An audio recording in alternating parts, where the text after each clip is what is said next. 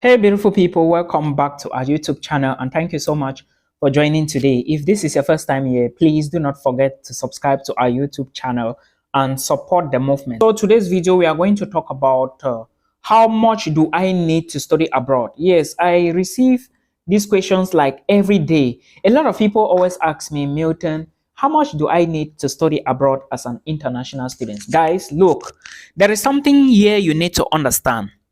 Study abroad is not something that you can just go and you ask somebody, how much do you need to study abroad? First, there are a lot of things to consider.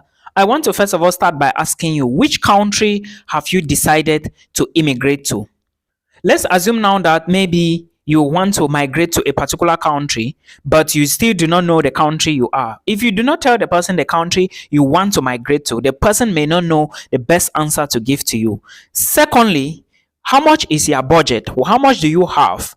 And remember, these conversations, you shouldn't be having these conversations with everybody. All right, it is very important for you to know who you are having this type of conversations with, because at the end of the day, some people may use it as an advantage over you. That is why I always tell people that if you have a problem, book an appointment with me, a one-on-one consultation. Links will always be in the video description of this box, or in the video description box of this video, all right, or in all of my videos.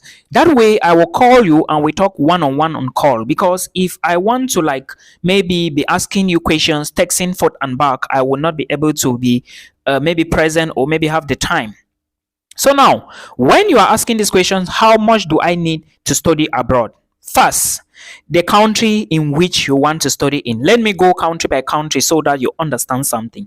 You know, all these countries that we have around the world, maybe the 27 members of the European Union, or there are 28. I'm talking about countries like the Netherlands, Finland, Canada, those in the Americans too, Canada, or USA, Germany, Switzerland, Czech Republic, Slovenia, Slovakia, Belgium, and all the rest, right? If you want to migrate to any of these countries, now you may not know where you want to go to, except that you have already made a decision that this is the country I want to go to. All right, then the person can know what to tell you. For example, if you have maybe, like I said, it depends also on your budget and where you want to go to and the program you want to study. For example, if you want to study a bachelor's degree program in Canada, you should be telling the person, I want to study in Canada, this is my budget and how much I need.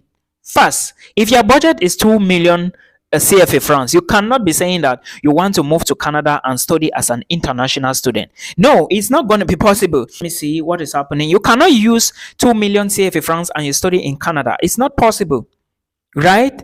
Yes, because when you have an admissions letter, of course, you may, let's say, you may not even pay a tuition fee before you move to Canada, but there are certain things that you need to consider, because you need to apply for the visa, you need money for deposit, you need to put money in your bank account, or maybe if you have a sponsor, the sponsor should sponsor you. So if you have 2 million, I always tell people that 2 million naira or CFA francs, the lowest currency, 2 million naira, is not enough to start looking at study abroad opportunities. Because of what? For example, somebody will come to me and be like, Milton, I have 2 million and I want to study in Lithuania. First, you need to understand that you want to study in Lithuania. What is the program you want to study? Have you seen the program? And if you have not seen the program, let's assume that you have seen the program and the program tuition fee is 3,500 euros. Right? That is the program you want to study. And how much is your budget? 2 million naira. Now, let's look at it critically. You have to pay a tuition deposit to this university when you get admissions, right? Yes.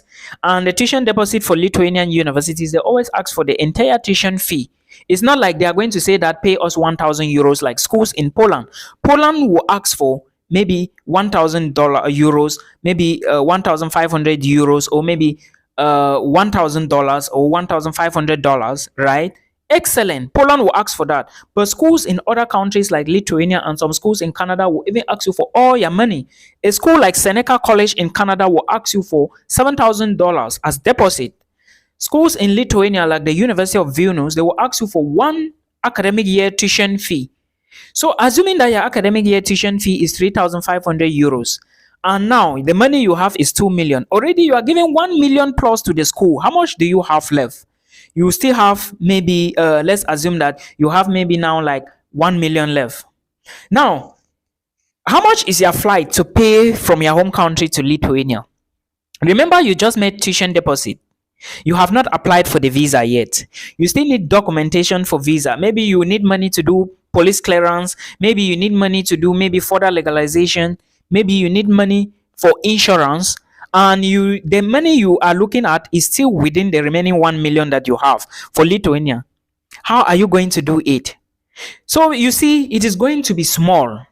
That is why I always encourage students that make sure you pop up your money. If you have 3 million, you can start looking at countries. But don't have 3 million and you're rushing to look at Canada. The worst one is when you apply to a school in Canada, and this school, the tuition deposit is maybe like 2,700 euros, like Centennial College. Centennial College, its deposit is $2,700. Calculate $2,700 and see how much it is. And now, when you pay that deposit, how much will be left with you? Remember, for you to study in Canada, you need money, 10,000 Canadian dollars as money for living costs. You need to have your entire tuition fee. Let's assume that your program is 1 year and your tuition fee is 17,000 Canadian dollars. You need to add that money to your proof of funds. And now, plus miscellaneous for at least 3,000, 4,000 Canadian dollars. This money should be in your bank account, and you have to equally prove where you are getting the money from, or your parents. Assuming that you already paid a deposit and you are having just 2 million, it's impossible to travel to Canada. But if you are getting someone to give you the money, all right, maybe to put the money in the account, or maybe your parents can give you maybe papers like the bank statement and all the supporting documents like letter of sponsorship and all the rest, then you are good to go. But if you are looking at Europe, then it is impossible, guys. It is impossible. So you need to know the school in which you want to apply to first, the country. It is very important because some countries are very expensive than others. All right, some countries in Europe or maybe even in the West are very expensive than others. So you need to know the country in which you are going to and look at their expenditures, the tuition fee per program, how much you are going to pay. Then the next thing now you need to look at is to look at tuition fee for the university you have decided to study in this particular country. How much is the deposit you have to pay? Are you going to pay a deposit after admissions? If yes, how much? Then how much will be left with you? Then in this case, you are going to know how much you need. Then again, very importantly, proof of funds.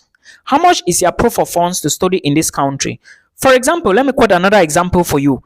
A place like Czech Republic, the proof of funds basically will not go above 4 million CFA francs. I think the proof of funds should be around 117,000 Czech crown. If you calculate that money, is around maybe 3.8. Now, if you have 4 million and maybe you want to study in the Czech Republic, excellent. But remember that 4 million, you are not applying to a school that the school will ask you to pay your tuition fee before you move to Czech Republic, because this 4 million needs to be in your bank account. It is going to act as your proof of funds. But some schools in the Czech Republic will tell you that pay a deposit before you move into the Czech Republic and before you even apply for the visa. And again, you need to do legalization, super legalization, authentication, okay, before. I'm not talking now based on the application fee. These are things you need to do after you have applied to a school, before the money in your bank account. Assuming now that you are moving money, you are removing money from this account, from this 4 million. Before you know, you have spent 300k plus. How much will be left? The money in the bank account now or in your account now will be less. And before you know, your visa will be rejected. So you have to always put this into consideration. Proof of funds is very important. Let's take another example for Finland. Finland, as an international student, if you are moving alone, you need to have 6,720 euros into your bank account before you can migrate to Finland. Now, 6,720 euros, that's money for you to show to the embassy. Assuming that the money, maybe you had just 3 million and you're looking to migrate to Finland, is it possible? 3 million is not equivalent to 6,000, it's less. This money we are talking about 4 million plus year. So if you have 3 million and you're looking at Finland without looking at the proof of funds, it is absolutely a no for me. And again, remember that this 4 million you are even talking about, or this money we are talking about, when you gain admissions to a country like Finland, you still need to pay a tuition deposit. So you need to always look into these things very well, all right? Always look into them very well before you make decisions, because it is very important. So with that, your questions on how much do I need to study abroad, you need to sit down first. which country do I want to go to? When you already identify the country, then which school do I want to study in? When you identify the school, then how much is the tuition fee of the program in this school I want to study in?